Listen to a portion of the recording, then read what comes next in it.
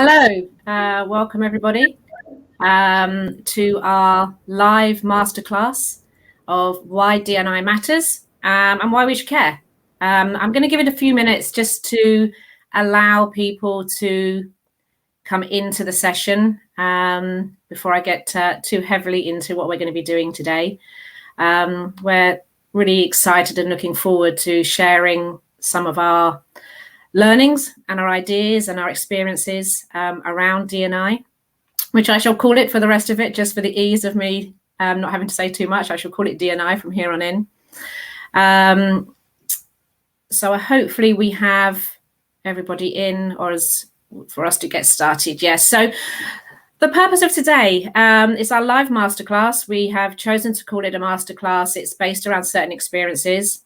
We're going to be looking at lessons we've learned from personal experiences, and also things that about going out and talking to the people that are genuinely affected by D&I, and about how two members of our panel in particular really stepped out of their comfort zones and went out and were prepared to ask some very difficult questions to the people within it, and really built out a whole new understanding of D&I that both myself and my colleague Niven are now exposed to and very much part of and excited by.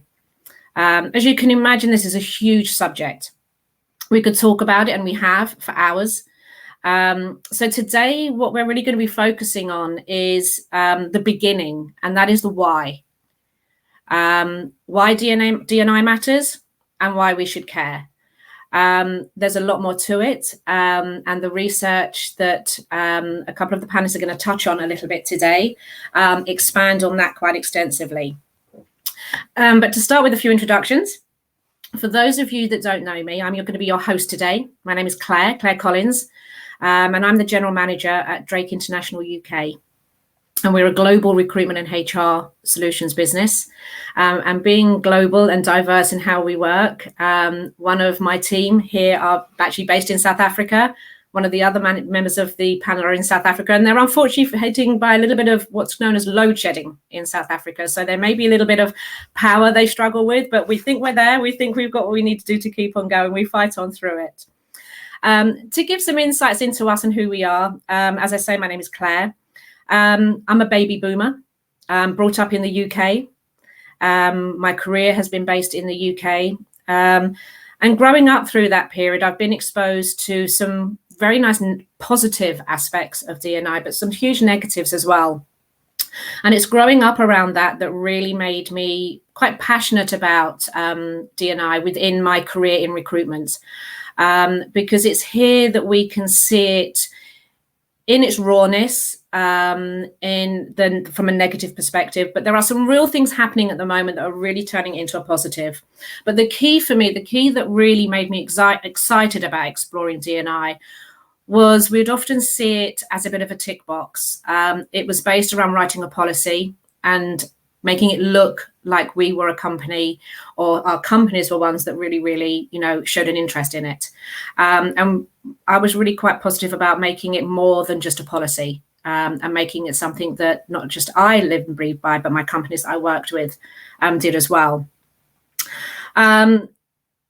So that's sort of my personal take on it. And it's really over the last couple of months that having thought that I really knew quite a lot about it, that I was very well informed and had really great insight to give. That I was introduced by a coach of mine, somebody that I consider a friend, Suki Sordi. She introduced me to Liesl. She introduced me because we were going to have a little chat about the potential of putting a webinar together. And that webinar was going to be around women in tech. When we met, we started talking, and we went down the rather large rabbit hole of D&I. And we realized there was a hell of a lot more that we really wanted to talk about than just one area of D&I. And from that, I was introduced to Roy. And they talked about the research that they'd been doing. So And that's where a lot of what we decided to do with this particular session came from, that we wanted to do it as a masterclass and really instill some of the learning that we've all gone through. So I want to introduce them, a little bit less about me. I'd like to start with Liesl. Liesl Bebb-McKay. She's an innovator and an activator. Her skills running across many sectors, finance, banking, IT. She sort of touched them all. She has a real passion for building a creative, sustainable change. All of this inspired her to set up her consultancy called Tribal. It's a niche leadership consultancy aimed at bringing leaders' insights from a very different angle. And then we have Roy Clark, who is with us today from South Africa. He's founder of Clark House Human Capital. He's a freelance tech startup co-founder. He's passionate about diversity and inclusion and what the human case means to an organization. He's a human capital strategist, a keynote speaker, digital influencer, and is a high-performance teams facilitator and an entrepreneur. There's a real focus on human capital. Together, Roy and Liesl set out to ask lots of difficult questions, really living and breathing D&I. And from that, they built their program, Diversity Unplugged. And then we have Niven Batchelor. Niven actually joined my team in February of 2021. I'm extremely proud to have her as part of my team. She joined as our specialist in IT and digital. There's not a lot she doesn't know about that particular sector. What she will say is that she's our self-confessed nerd because she loves it both in and out of the industry. She's passionate about diversity as well. It's especially touched her in the IT sector, very much focused around women in technology, which is obviously going back to where I started from. She spends her time guiding and mentoring individuals through the challenges that recruitment can bring and has a real focus on building people's careers, giving them the careers that they deserve. She takes consultancy seriously, and she's not afraid to challenge the status quo and encourage fresh thinking, which has led her to be here with us today as well. I'm going to stop talking a little bit now, and I'm just going to do a couple of little things. We do welcome any questions that you may have as we move into the actual masterclass in a second. Based on how we're going to run the event, we're probably going to handle those questions at the end if we have time, but please pose them as we go along. We will do our absolute best to get to them at the end of the session. Alternatively, if we do run out of time, because we do love to have a little natter, we do like to talk, we will look at addressing them privately with you if that's what you want to do. It's really in your hands. So with no further ado, what I'd like to do is hand over to Liesl, if you don't mind starting with you, Liesl, and really look at why you're doing this and what led you to this point. Thanks, Claire, and it's such a privilege to be here with you all today and spend the late afternoon having a chat about this really important topic. So for me, it really started on a long road trip, heading off on holiday, and I was hit by this moment of clarity that I felt like Mowgli. And perhaps the fact that that was the first movie I ever watched was how I got the moments of clarity. But we've been setting up a diversity initiative at the bank that I worked in, the investment bank I worked in at the time, and way back in the early 2000s, banking still had a long way to go. When it came to inclusion, it still has a long way to go. But especially for me, I was working in a dealing room at the time, and it felt like the Jungle Book story. I'm hoping you've seen the movie, but Mowgli's this boy raised by wolves, and he loves being a man cub. The thrill of being in the pack. The wolves have a mantra, this amazing way of being. They're beautiful and powerful and strong. And it was so fun for him to be a man cub. And I realized that it felt the same for me. I loved competing. Most of us do. We're humans, after all. It's kind of the way we're programmed, outrunning the woolly mammoth and all of that. That's why I chose banking. I loved the energy of it and the intellectual thrill of the problem solving. But there was this Mowgli syndrome. You love to be a man cub. I loved being a man cub. I loved running with the wolves. I believed in the pack. But even though the work and the team felt amazing, I still felt like I didn't belong, like something wasn't quite right.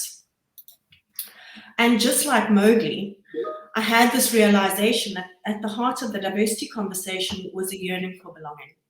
a yearning to be seen and understood, and the ability to thrive that comes with all of that. I loved being a man cub, but I also needed my village. And of course, as a woman in the dealing room in the 90s, my conversation was very much about gender. But the more I had these conversations, the more I realized that it was bigger than feminism or sexism or the patriarchy, and those were the conversations that were very loud at the time. I wanted to find a way for us to get to this diversity conversation without it being about one or the other.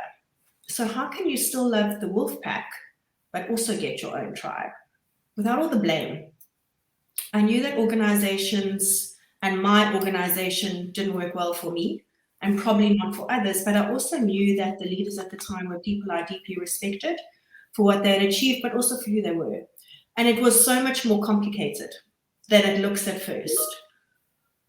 And so my lifelong journey began. As I built my career in banking, innovation, and technology, I continued growing my passion for unearthing some kind of solution as to this how do we thrive question, and how to get inclusion right with an open mind and an open heart, to look for solutions based on respect, rather than the solutions I'd been hearing, which tended to all be about blame at the time.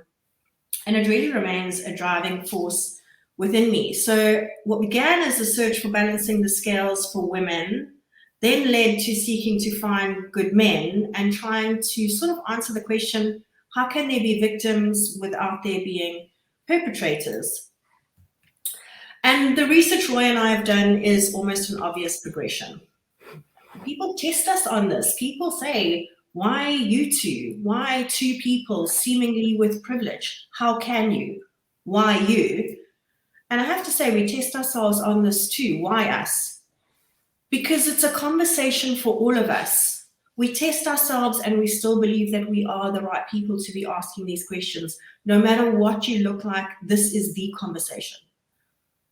We have, Roy and I, what one of my wise colleagues used to call a drumbeat, this overwhelming noise in our souls to go deeper and deeper into the topic. And so we go, because it's our mission, because we have a voice, and because we know the answers won't come from us, they will go from keeping on questioning. And we want to bring this mission to corporates, to change the narrative from tick boxes and compliance to humanity. Roy calls it the human case for diversity, because diversity and inclusion have never just been topics that could be side stories. They're leadership concepts, and modern organizations need to grasp them. And increasingly with COVID, there are essential survival strategies. And if organizations don't adopt them, they will not succeed. Since both Roy and I have played in transformation for many years, our shared passions resulted in us going on this crazy journey, a research project, which we've called Diversity Alive, that is a study into the behavior of inclusive individuals. What we wanted to do was find people that really get the stuff and start unearthing how it is they get it so right. And we've done that through a series of interviews to unearth not only their incredible stories, but also just valuable insights into lessons we can learn to ensure that we can make real changes as we take on this lifelong quest to be increasingly inclusive. Now, that's my long story as to how it started, but I know, Roy, for you, it started in a way more personal space. Absolutely, Liesl, and thank you, Claire, for the introduction, and thank you for the opportunity to speak. So my journey actually started with this special person, and you know, it's been an incredible long journey for me. And if you just pop onto the next slide. Sorry, bear with me. So my journey started with a special person in my life, and I mean, it's something that is associated to what is called the daughter effect. Now, this is a real term, and simply put, it states that fathers are more aware of diversity and inclusion because of the impact, you know, it could have on their daughters. So this is my daughter, Emily Clark. She's 7 in this picture. I actually just snapped this on my iPhone in a park a while ago, and I thought I'd share it. And, you know, honestly speaking, if this was a Star Wars movie, I'd be saying the force is strong in her. Such an incredible girl, and I'm blessed. And the reason why I mention her is many years ago, she was the focus behind one of my very first talks I did around gender transformation for an organization called 30% Club. that aims to promote gender transformation at board level. That day, I spoke in front of about 100 or so executive women, and Emily was really the connection to that audience. And what actually ended up happening is that Emily ignited something in me. You see, statistically, even by 2050, when she could be potentially reaching the top of her career, I mean, that's if she chooses to, she'll have less chance of being represented equally at the top of corporate level than that, say, of my son, even though they both have the same opportunities. And frankly, that didn't sit well with me. So it really became a call to arms. You see, I had a platform, I had a voice, and it became a fight, not just for my daughter or gender transformation or about black or white, but really a fight for true diversity and its true meaning. And that day is really about how it started. And my journey, has been continual learning since then. And completely off the back of that, my business, Clark Human Capital, was really one of the first companies to ever run a pure diversity conference to start unpacking this concept in South Africa way back in 2017. And interestingly enough, that's where Liesl and my D&I journey intersected, as she was actually one of the speakers at the conference. And her knowledge and understanding of that D&I space was just incredible. And she had been so instrumental in taking my journey forward. I mean, Liesl's mentioned the Diversity Alive initiative, which has been absolutely fascinating. And again, just to reiterate, it's about, uncovering these incredible stories and these valuable insights into lessons that we can all learn, as we try and make these fundamental changes, to take on this lifelong quest to be more inclusive. And it was about a study of inclusive individuals, how they operate and the nuances through that. Anyway, I need to be also honest. There was a time that I actually absolutely almost walked away from this research. It is raw, it is emotional. During the many hours of interview, Liesl and I laughed, I cried. It was emotionally very demanding. And I had really bad imposter syndrome, really bad. And at one point I found myself, after a particularly taxing interview, driving down to the beach. I live in Cape Town, on a cold rainy day, and just submersing myself in the ice cold ocean, saying to myself, I cannot do this. I don't have the right to do it. The imposter syndrome that Liesl spoke about. And I came home later with a whole lot of unanswered questions in my head. And I was actually reading a book, and I actually highly recommend this book. It's called The Boy, the Mole, the Fox, and the Horse by Charlie McKeesey, to my kids. And it's not just for kids, it's for everybody. And there are two simple illustrations stood out for me. And the first one read like this. It says, I'm so small, said the mole. Yes, said the boy, but you make a huge difference. And you see, we all small, but we all make a difference. So the question from earlier in that day, whether I should carry on, were answered. And I said to myself, well, if not me, then who?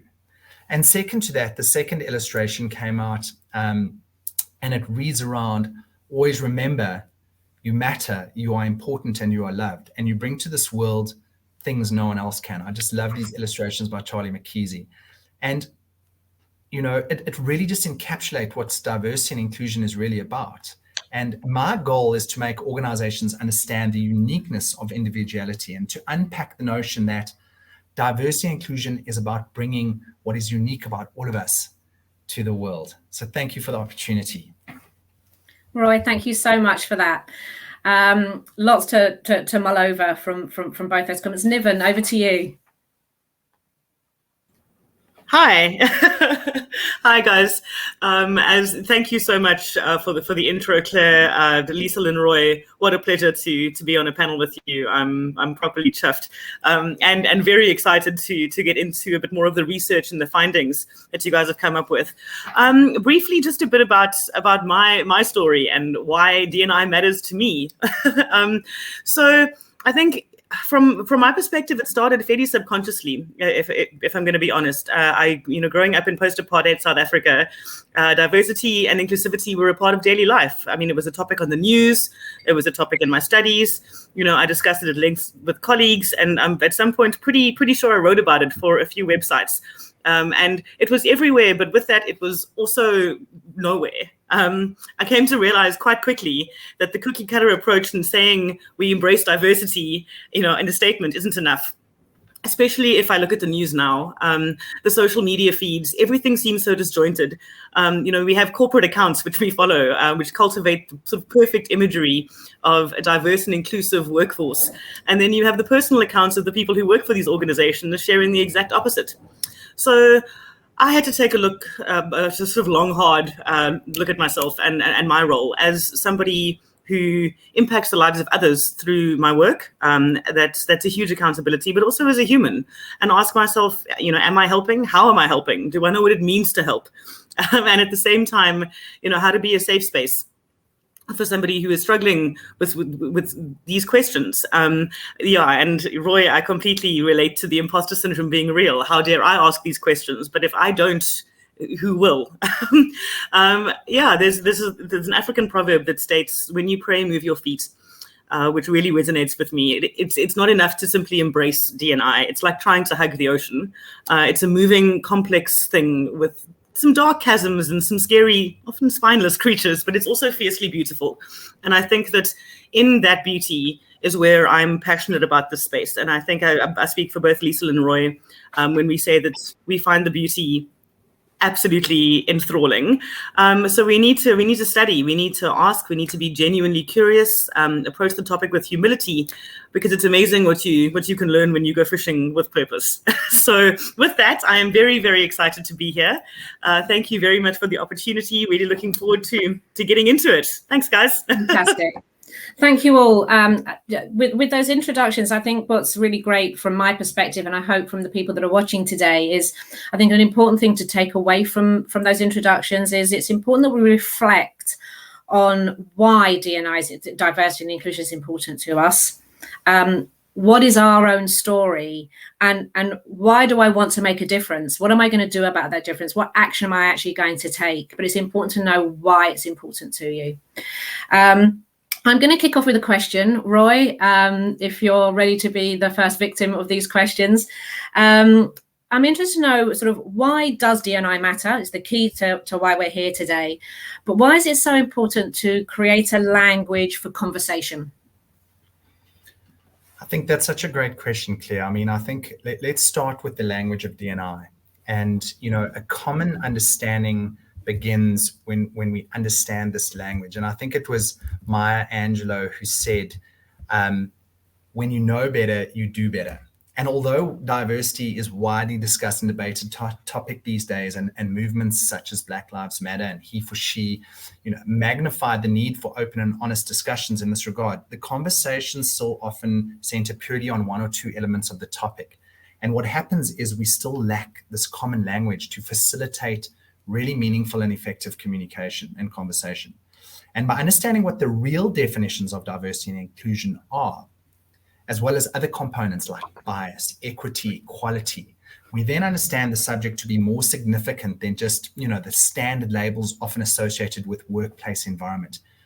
When we create a joint base of understanding, we eliminate the compliance aspect associated with diversity and inclusion. Say what you want, Claire. I mean, we are all scared to have hard conversations. A common language begins with reducing the fear aspect, and fear being the single most significant barrier. And I'll touch on that a little bit later in terms of barriers. But the diversity and fear that I don't know what I'm talking about, or I don't want to be offensive or politically incorrect, or I'm not sure how to speak to someone who is maybe disabled or marginalized, can result in much needed conversation never materializing. And I want to touch on this concept that I call muscle. I mean, it's clear definitions and this better understanding of this rich subject create this common language for organizations and individuals alike, and allow us to build a much needed muscle to have complex and often tricky conversations. When definitions are clearly articulated and understood, it starts to educate and stir empathy. It enlightens, it creates curiosity. What else? It fosters courageous leadership. Now, let's be honest. I really believe the world needs more courageous leadership.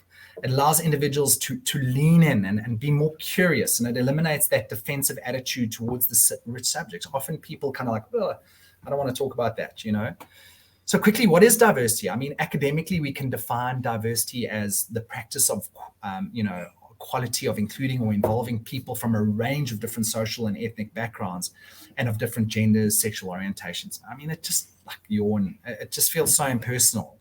Our research has unearthed a deeper, richer narrative, a set of human-orientated definitions. It's about anything that can introduce a broadening or of an understanding, the stuff that happens in honest relationships. It's underpinned by the belief and a feeling and understanding that we are all equal, Claire, even when we are not the same. And diversity is also this facilitation of bringing very different individual people, different people together to be heard, and the ability to find the purest part in another human being, regardless of their sex, which country they're from, their race, their religion, anything like that. So diversity, I believe, thrives in self-expression, and it begins with realizing that we need to be the change we wish to happen, which has come up quite often since we've started. So quickly, let's talk inclusion, because it takes us to a deeper level. And how we define inclusion, besides the boring academic version, is being able to create an environment that allows those differences to coexist and thrive. And that's where the magic will happen. And we allow that freedom for people just to be who they are and who they've always been. I mean, I think inclusion is a matter of individuality. It's acceptance of yourself and accepting others. I mean, I always say, let your freak flag fly, as long as you're not oppressing anybody else. And I respect your right to be you without judgment. But to be inclusive is the acceptance of individuality. It's yours and others, and it starts with an acute awareness of yourself. So I think diversity and inclusion is about recognizing that we are all very different, but our contributions are equally important, that we are all equally accountable when we come together, and that everybody not only feels that they have the space to contribute, but that their contribution really counts. I think it's undoubtedly not about the end game, Claire. It's this journey, and it's not a destination. It's not a tick box that you can go, I'm done. And it's not about rules or guidelines, nor is it a conversation about perfection. It is not about perfection. It is difficult. It is raw. It is hard. So does diversity and inclusion matter? I mean, absolutely, absolutely. Diversity and inclusion are what it means to be human, and aligning that with a business case, I reckon, will make you unstoppable in any market. I hope that answered your question. It does, absolutely. You have to excuse me. I do have a mild cough today, and it just got the better of me for a moment there. I'd like to actually bring Liesl in here, if I may. Liesl, can you expand on that a little bit, and maybe other aspects that we should be considering? Yeah, so maybe just to highlight some of the themes that have come out really strongly for us, and I'm zipping through those. We can talk about each of these themes for an hour on their own, but it all comes back to this one thing, this yearning for belonging. Roy spoke of practice, and like everything, this really is a practice, and at the heart of it is belonging, and I'll talk a little bit just now about bubbles, belonging and bubbles. That's what it boils down to. But the belonging piece is the yearning we all have to be ourselves, to be authentic. We all want to be seen, really seen. We ask one question in the research when we're doing our interviews, and we ask the question, how do you define yourself, in whatever that means to you? And nobody defines that. No one defines themselves by how they look. No one answers that by describing what they look like. They define themselves by telling us a story. And this is what it's about. No one defines themselves by what they look like. It's so much more complex than that. Who we are is so much more complex than that. So at the same time as wanting to be very authentic, to be seen for everything that we are, for everyone to know our story, we're also seeking to feel safe, to feel at home. We're all the man cub looking for the village. And if you think about this just for yourself, I mean, think of a time where you really belonged, and just think of how you thrive when you feel like you're belonging, just how easy it is to be amazing. One of our interviewees actually called it mikasa sukasa. It's a feeling of just being at home. And when you're at home, you're safe. But right now we're in the opposite of that. We're in this perfect storm. And COVID has just turned the volume up on the storm. Not only do we have this long and complicated history that's resulted in legalized inequality, but also just entrenched inequality. But we've got these new concepts that have come out that are really driving us deep into our bias. The first is what's called mortality salience. And what this is the very acute awareness that we can die. Now, prior to COVID, we didn't wake up every day and think, oh, today I could die. Now we really do. We're faced with our mortality every single day. The second thing that's happening because of COVID is predatory anxiety. So similarly, we have anxiety every single day. But we don't generally have anxieties if a lion is chasing us. And that's what we've got now. This invisible predator is chasing us, creating this crazy anxiety for all of us and our families. And these two things, this anxiety coupled with this awareness of our mortality, is taking us deep into our bias. We are going into our safe, known spaces in our minds, which is taking us into bias in ways we haven't been in many years. So that is setting back decades of work in the equality space. It's going to have a far-reaching impact for all of us.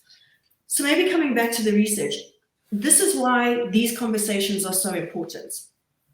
And I'm just going to touch on one of the most important concepts, which is this thing about our strength lying in our difference. When we had these conversations with these incredible individuals, the one thing that is so obvious talking to them, the thing they get is they totally understand that we can all be equal without having to be the same. They get that we all have bias. They get that we all have blind spots, and they recognize their own blind spots and their own dark spaces. They know that none of us get this right, but what makes them different is they keep trying to figure it out. They're all on this constant journey of learning. And although they know we're all different, they also know that it's not a bad thing. That we all are different, sure, but we also all want to be seen, acknowledged, and allowed to stand shoulder to shoulder with all our differences. And the one thing that they've taught us more than anything else is the way to get out of this, the way to understand it, is to get into a relationship with each other, to find other spaces, new tribes, new we groupings that allow us to test our bias, test our assumptions, ask the questions, test our understanding. Our thoughts and our views and our habits are naturally tied to the people we spend the most time with, and even just the people you spend your time with at work, right? It makes sense that people that study similar things and are interested in similar things and do similar things would naturally end up working together. But you've probably also heard the Jim Rohn quote that says you're the average of the 5 people you spend the most of your time with. Have you ever thought about who those 5 people are for you? Or whether there's anyone completely different to you in your 5? The important thing about getting into real relationships, especially real relationships with those that are different to you, is you get to learn and understand and take a check on your own bias. Yeah. Because they provide this delicious balance between having a trusted space to share, but also having a group that will take you totally out of your comfort zone. And there's an incredible Heineken video that I would encourage you all to go and watch on this topic, where they do a bit of an exercise in this, just showing how relationships, and it's not even long relationships, can take you really into safe spaces. Because we get feedback, and Roy spoke about it, difficult conversations. We get feedback in the real world. Sometimes it comes spontaneously, often unexpectedly, and often painfully, but it is going to come. So wouldn't it be better to get this feedback from a trusted voice, delivered in love, in ways that can help us to read and grow? And this comes now to the concept of bubbles. And this is almost like, let's just call this Inclusion 101. This is the base fundamental of where this all starts. And it's the fact that we have 3 layers as people. The first is our layer as a human. So when it comes to the human family, we know that people find it really easy to come together as a human family. And COVID has made this even more powerful. We love that we're all Homo sapiens, and we felt this deep connection. We've quickly spread our humanity and trying to battle this invisible beast together. So we very easily connect at the top level, let's just say. And at the base level, the level of the individual, we find it easy to understand the beauty in individuals. We love uniqueness because all of us is unique, just like everyone else. And we love it. We love that everyone's different.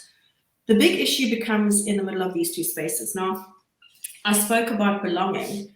And in that space between Homo sapien and the individual, we start to create alignments and affiliations and groupings and labels. And somehow this power of we starts to take over, and our alignment becomes our dominant allegiance, not Homo sapien and not the individual. And you know, if you just think in the crisis, you heard people say, oh, it's so hard on the youth, or it's so hard on the elderly, or it's so hard on the children, or whatever. It's so hard for everyone. Everyone has been a victim. Everyone is a victim. So who's the most victim? And of course, that's not a real sentence and it's terrible English. But this is just an illustration of how it works in our general system, and especially at work. At work, this who's the most victim mentality is a fundamental barrier to inclusion. We can all say success requires hard work, it takes sacrifice, life is hard, nobody gets a free ride. We all feel like we deserve the success we've achieved. Everyone's had a battle. So who's the most victim? It's seemingly incredibly difficult for us as people when we're in the bubble to recognize that although we may feel like a victim, like it's been so hard, or we feel marginalized or in a minority in one way, that we may also be a perpetrator of an injustice in another.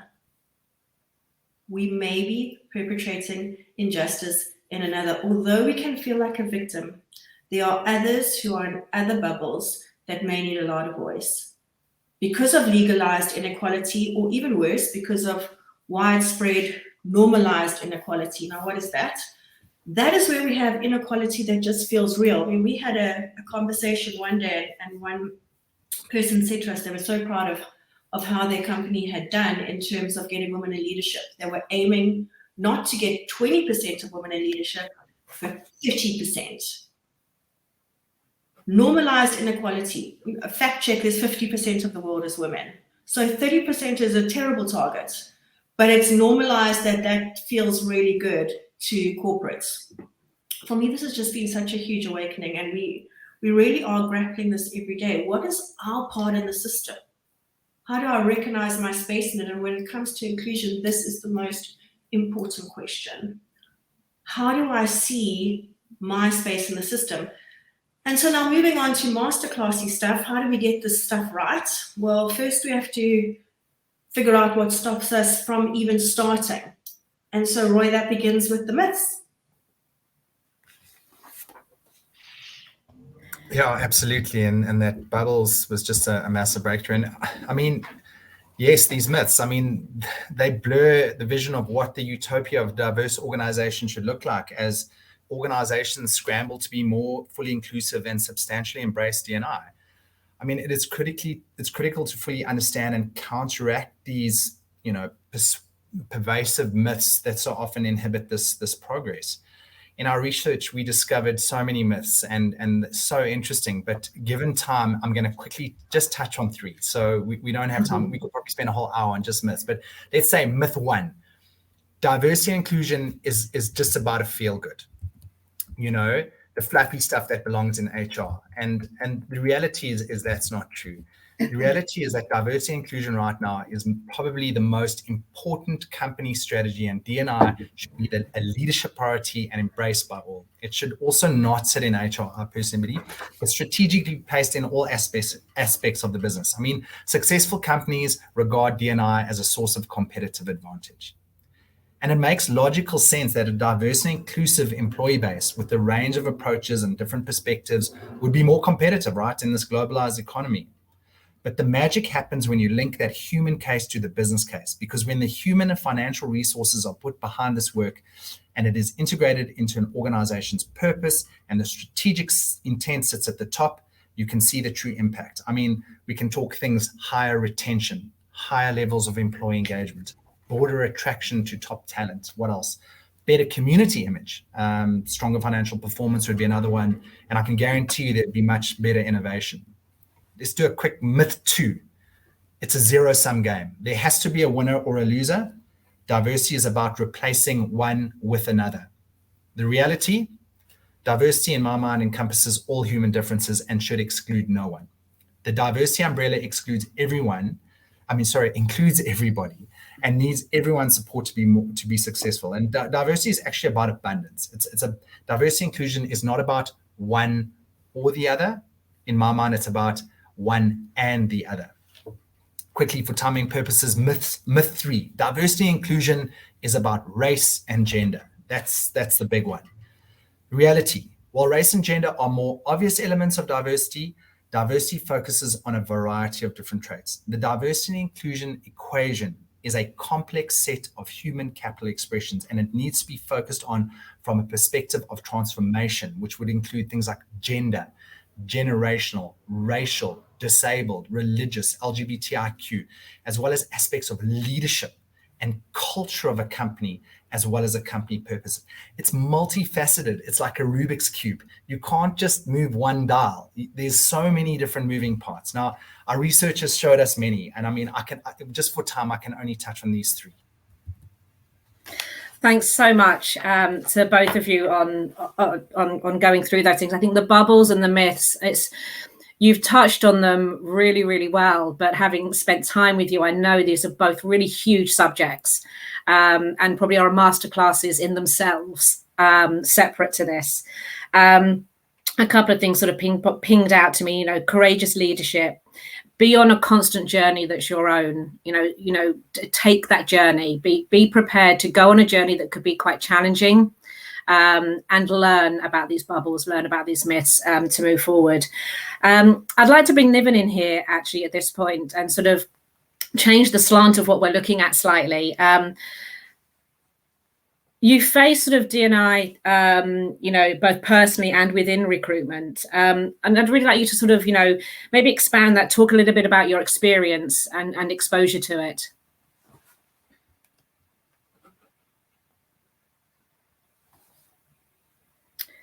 I think Niven, we may have Niven frozen here. This is the struggle that we had with regard to load shedding and the loss of power. So hopefully we're gonna gain Niven back in a second, but maybe Roy, you may be able to touch on. I know that you've spoken with Niven privately about some of the challenges or the experiences that she's had. Are you able at this point just to touch on some of those?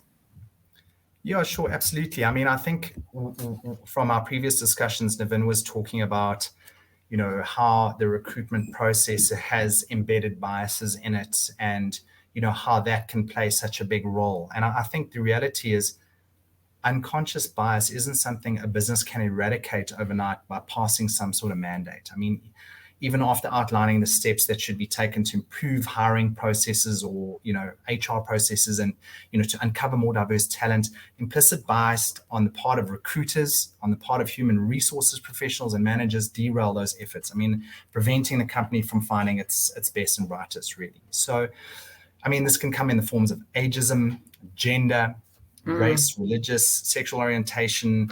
To be honest, in my mind, and no disrespect to all HR professionals out there, but HR processes are like a really bad 90s, 80s movie for me. I mean, they're just kind of doing the same thing over and over again, expecting a different result. So, yeah. I mean, this bias that we're looking at, I mean, you got to look at things like cross-functional interview teams, looking at hiring committees that really represent diversity.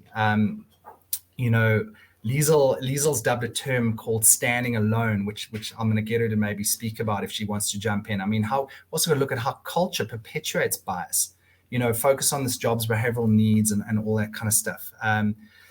So I actually think we need to flip the narrative on this whole recruitment life cycle. And maybe maybe you can jump in here and kind of give me your thoughts on what you think. Yeah. I mean, I think the recruitment itself isn't the problem. I mean, in my opinion, recruitment is just a window into the soul of the organization. The way you're recruiting That is how you are as an organization. And you so often hear things like, we've got all these great, recruitment strategies and we get all these great people in, but it's like a revolving door. They just come in and then they leave. And there's this big wondering of, why did that happen? How did that happen? And there's no understanding of, well, they come in and the organization is not ready. So recruitment is not a solve for inclusion. Yeah. Recruitment and the way you recruit, it's almost like the symptom of what's going down. And for me, we've got to get the hypothesis the right way around. We don't recruit well and then get diverse organizations. Diverse organizations will have amazing recruitment policies. And it's the same thing when people talk about boards. You see all these statistics about diverse boards outperform. So the hypothesis is if you just go hire a whole lot of diverse people and put them on a board, they will outperform. The hypothesis is the wrong way around. Diverse boards don't outperform. Diverse companies outperform. Yeah. And diverse companies mean that diverse people stay. And when diverse people stay, they care enough to be on the board. A diverse board is almost like a seal of approval. You've done so well. These people chose to stay and they chose to spend their time thinking about leading this company because they have choice. And so the hypothesis is probably the biggest issue here. We need to get the entire organization to be inclusive, not just slap a whole lot of numbers on the board or not just change our recruitment policy. It's changing the entire organization's soul to be understanding what inclusion is about. That's the hypothesis that we need to get right.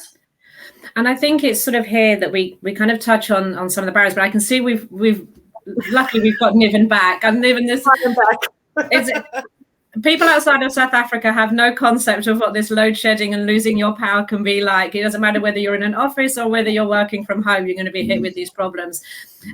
Niven, what we did was we touched a little bit, because I know that you'd had private conversations with Roy and with Liesl about some of the things that you were going to talk about, but I wanted to sort of give you the opportunity here if you wanted to touch on some of the experiences that you've had. We may expand on it a little bit or may move on to barriers, but I just wanted you to give, what were some of the experiences you had? Sure, thank you. Thanks. Sorry about that. The challenges are real. But we're back up and at 'em. I think when I was having a chat privately to Roy and Liesl about this, we were just sharing some anecdotes and some stories. And one of my favorites is that working in talent acquisition and anyone in HR. I know Roy, sort of.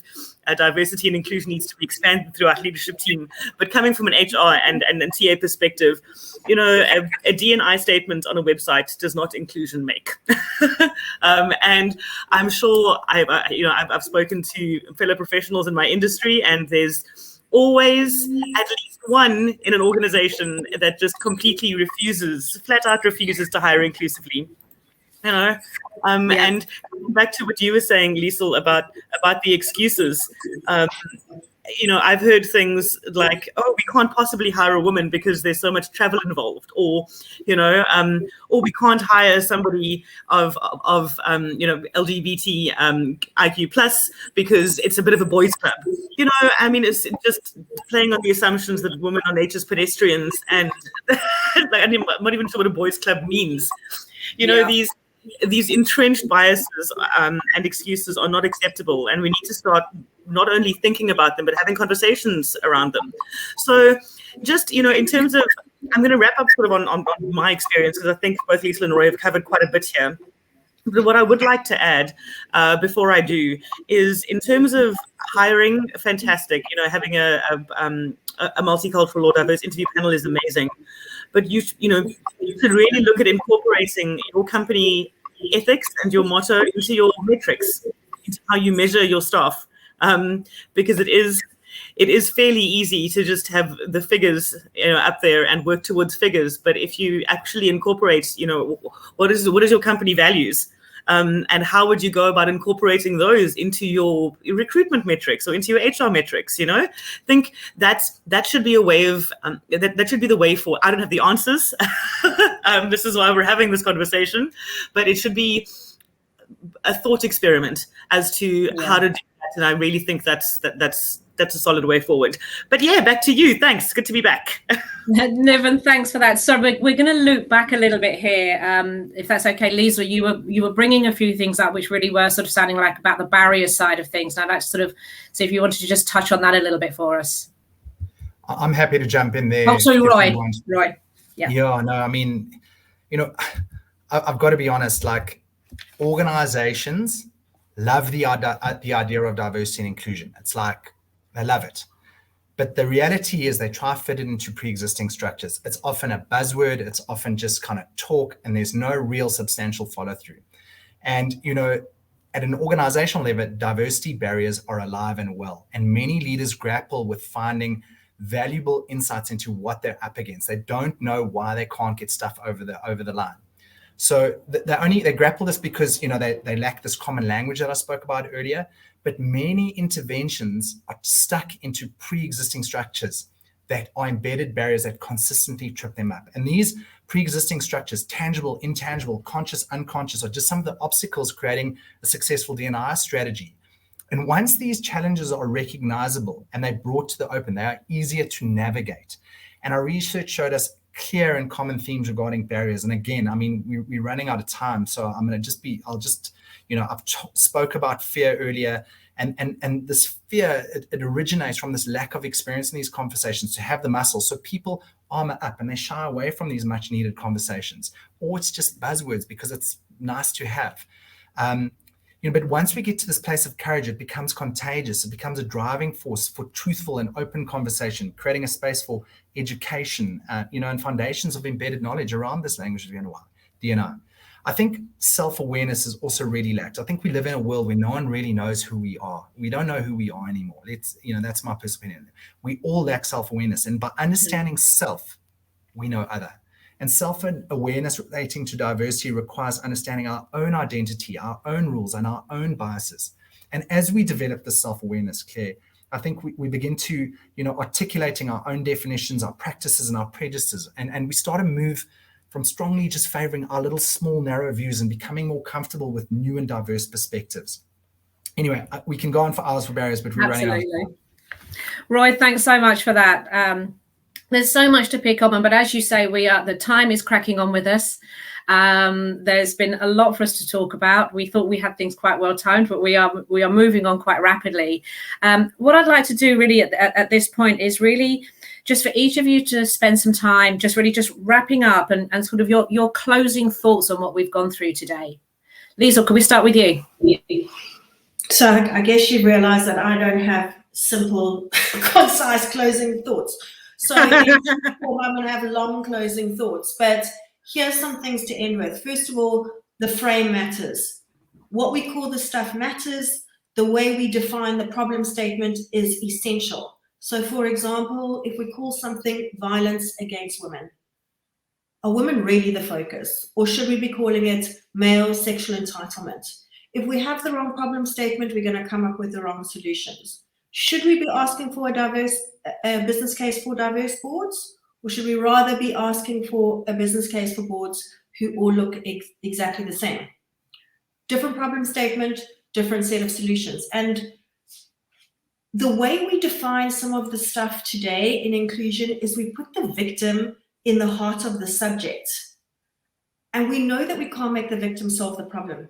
That's what we've done traditionally in transformation interventions. We've asked the victim to solve, but we can't.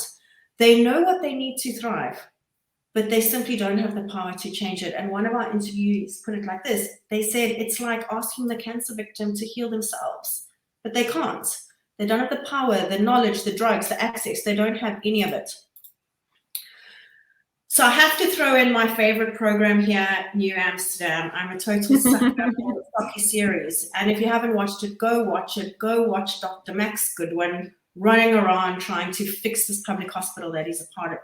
One thing we can learn from Socky series is something Max Goodwin is constantly asking. He's constantly asking, how can I help? How can I help? He then goes on a crazy endeavor to break rules and make it happen. But how can I help?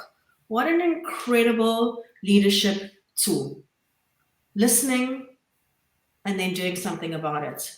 if we are listening and asking the right questions, we'll get to the right solutions. And if we don't ask the right questions, we're going to get some unintended consequences. Like, for example, at the moment, we're slowly moving into going back to work, right? Wrong, nice initiative is let's get people to go back when it suits them. But we know from the crisis that women are landing up with way more responsibilities than men. In some cases, 2/3 more than their husbands when they have one home place. So in Belgium, where I live, women are going back to work less than men. Unintended consequence. The people who are at work just naturally are in the forefront of decision making, and women not being there, total unintended consequence, setting us back to a situation we were in way before the crisis. So ask the right question. The next thing I'm going to say is this stuff is difficult. We cannot avoid getting upset. Don't not do this stuff because it's too tough. And definitely don't do this stuff because someone is going to get upset. Other people have been upset for a very long time. People will get upset, but get into conversation. Do it in a way that we can begin to talk about it. Being upset is not a bad thing. It gets us into the conversation. And I'm going to end with this, a piece of wisdom from my mother. She drummed into this throughout our childhood, and it's as relevant to how to open a can as to how to get into a relationship as how to do corporate strategy. If it feels too difficult, you're doing it wrong. Individually, if you're trying to figure out how to have these conversations and what you should do yourself from an inclusion and diversity perspective, if it feels uncomfortable, try something else. Try going back to who you are authentically and figuring out what's going to make it feel okay for you and what are the steps you can take being you. And as an organization, you can't go and watch this webinar or read a book and go, okay, we're going to take those steps. We need to be figuring out what are the people inside, what are the people we want to attract, what do they need to thrive, what are the things we need to do for those people, and then go ahead and do them. And if it feels too difficult, chances are you're running someone else's race. And the best way to win at this is to run your own. So that's my closing thoughts, and I'll hand over to Niven. Thank you, Liesl. Thanks so much. Sure, Liesl, you're just a powerhouse. Like absolutely phenomenal words. Thank you. Thanks for sharing. I think from my perspective, I mean, I'm very conscious of time, and I'm sure Roy has some insight to share. But I think, living in humility, I think, when you're talking about D&I, coming from a place of humility and curiosity, genuine curiosity is critical. And with that, I'd like to leave you just with one small statement, which is diversity is a fact. Inclusion is a choice. And I'd like to encourage everybody to continue to think about that as much as we all have. It's gonna make a difference. Thank you so much. Thanks, guys. Thank you. Roy.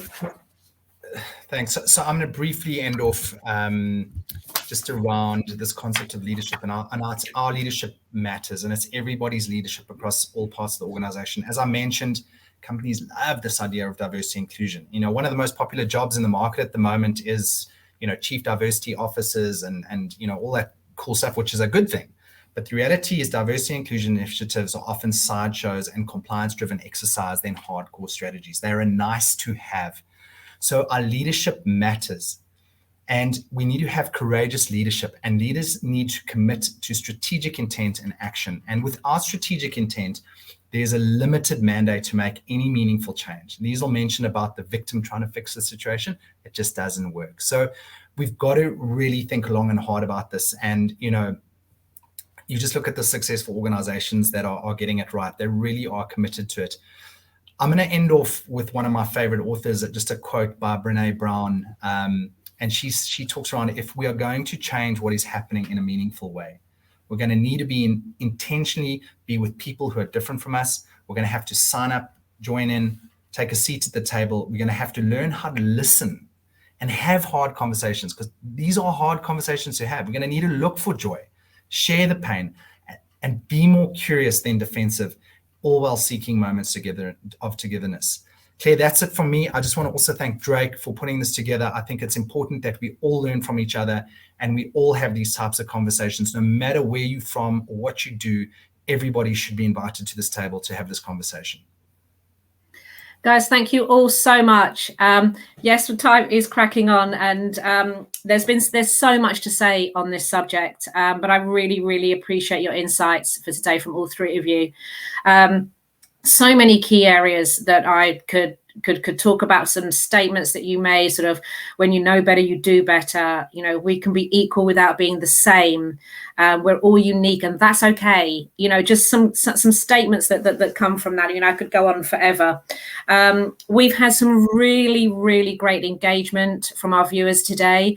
There's been some really lovely questions that come through. We just don't have time for them, unfortunately. So we're really going to encourage some interaction, some connections made outside of this masterclass, and we're definitely going to be making sure that we answer all those questions, whether that be publicly or with you individually. So my apologies for that.